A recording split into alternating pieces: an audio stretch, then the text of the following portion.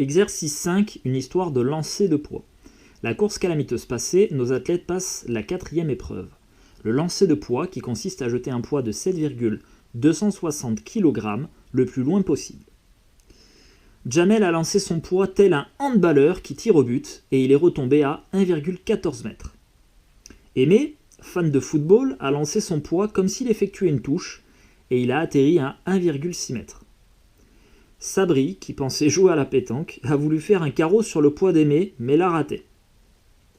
Son poids a atterri à 1,67 m.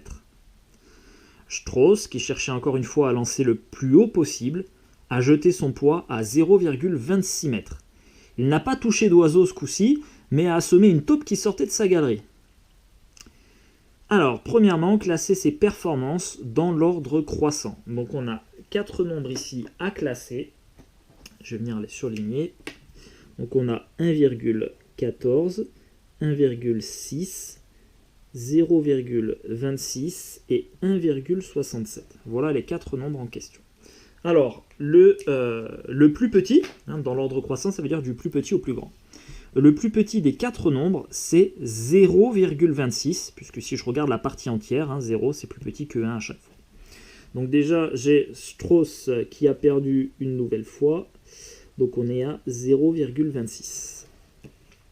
Ensuite, mes 3 autres nombres ont la même partie entière, 1, 1, 1.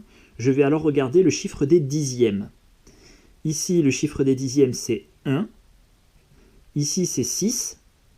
Donc 1,14, c'est déjà plus petit que 1,6.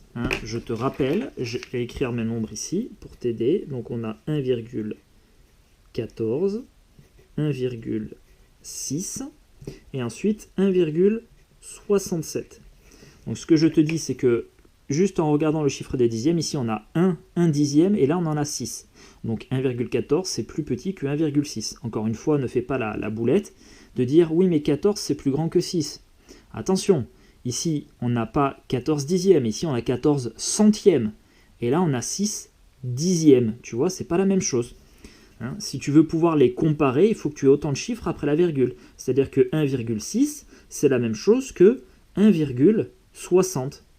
Et tu vois bien que 14 centièmes, c'est plus petit que 60 centièmes. Voilà. Et 1,60 est lui-même plus petit que 1,67. Donc on a notre comparaison ici. On a donc 1,14 ensuite, 1,6 et enfin 1,67. Deuxièmement, sachant qu'un centimètre correspond à un centième de mètre, tout est dans le nom là, centi, ça veut dire centième, c'est le préfixe, centième de mètre, combien de centimètres entiers a parcouru en longueur le poids de Jamel? Alors Jamel, il a lancé son poids à 1,14 m. Donc la question qu'on se pose là, on cherche à écrire ce nombre-là, si tu veux, sous la forme d'une fraction décimale, où le dénominateur est déjà donné, c'est 100. Alors 1,14 en fait, ça fait combien de centièmes? Voilà la question qu'on se pose. Donc je vais écrire 1,14, et 1,14 c'est 114 centièmes.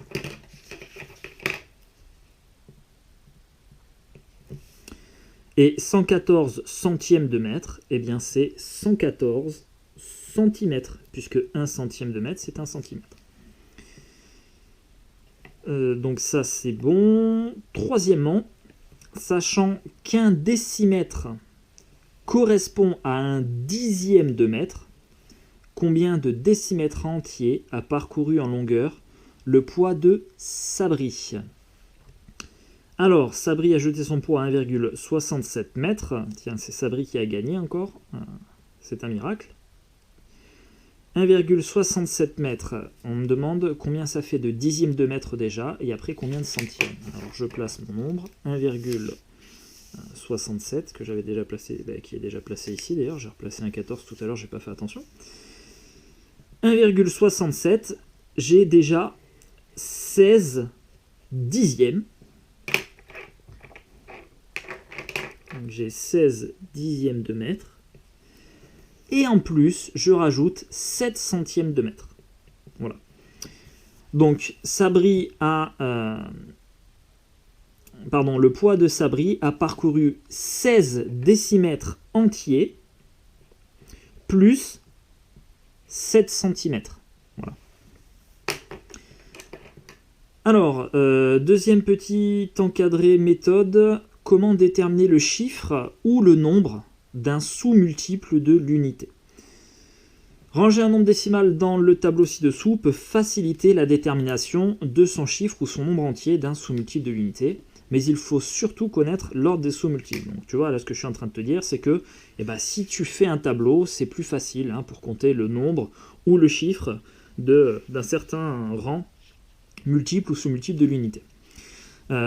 Pour faire ce tableau-là, parce que ton travail consistera à refaire ce tableau-là, tu dois être capable de bien placer chaque multiple ou sous-multiple de l'unité dans l'ordre. Donc tu dois savoir que les unités, si tu les multiplies par 10, tu as des dizaines, multiplié par 10, centaines, multiplié par 10, milliers, et dans l'autre sens, divisé par 10, dixièmes, redivisé par 10 encore, ça fera des centièmes, et des centièmes divisé par 10, ça fera des millièmes. Donc tu dois connaître cet ordre-là pour pouvoir construire toi-même ton tableau.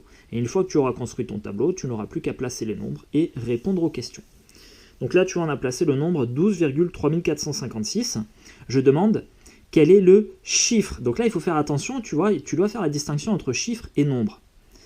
Il y a 10 chiffres dont on se sert, nous, en France. C'est 0, 1, 2, 3, 4, 5, 6, 7, 8, 9. Ce sont les 10 chiffres dont on se sert dans notre système décimal. Il y a d'autres systèmes pour compter.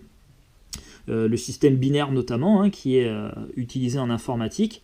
Le système binaire, il est constitué uniquement de 2 chiffres qui est 0 et 1. Bon, nous, dans notre scolarité, on va travailler principalement avec le système décimal et on utilisera donc les 10 chiffres 0, 1, 2, 3, 4, 5, 6, 7, 8 et 9.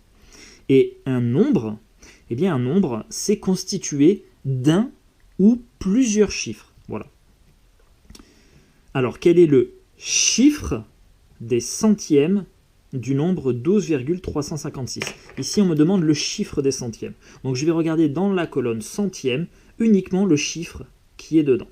Et ici, c'est 4. Donc, j'ai 4, c'est le chiffre des centièmes de 12,3456. Et si je te demande cette fois le nombre de centièmes entiers dans ce nombre-là, je regarde combien j'ai de centièmes au total. Donc je ne vais pas me contenter de regarder le chiffre dans la colonne, mais je regarde le nombre. Voilà, ici. 12,34, ça c'est les unités. Je veux les centièmes, ça me fait 1234. Donc je prends tout, tous les chiffres ici, qui me constituent le nombre 1234. Et ça, c'est le nombre de centièmes entiers à l'intérieur de ce nombre-là.